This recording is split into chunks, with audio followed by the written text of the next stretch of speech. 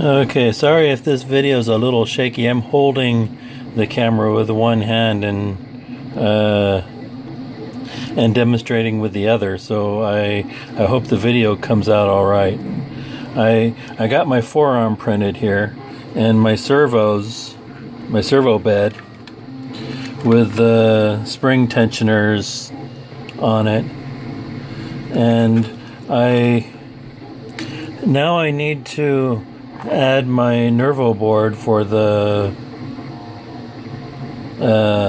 servos, but I don't know where to put it. I don't know where I can mount this thing so it won't be in the way of all the tendon strings that are going to be coming in. And I don't know about I plan on doing the finger sensors, but I can't do them yet because I still haven't got my anti-static foam. It's still coming in the mail. But I also have to install this little finger sensor nervo board somewhere, and I just don't know where is a good location to mount these two boards. And another thing that's unclear to me about the finger sensors is I don't know if it's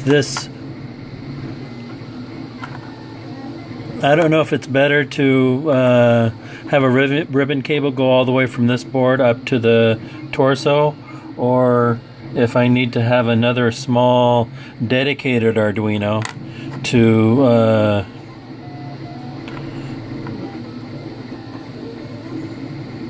attach to the finger sensors.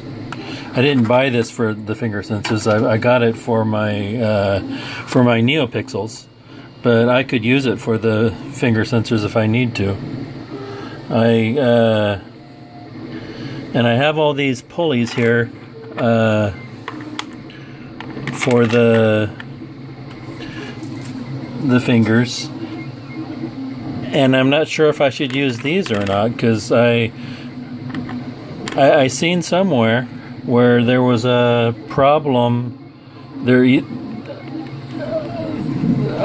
with the clearance, and with these pulleys on the servos, and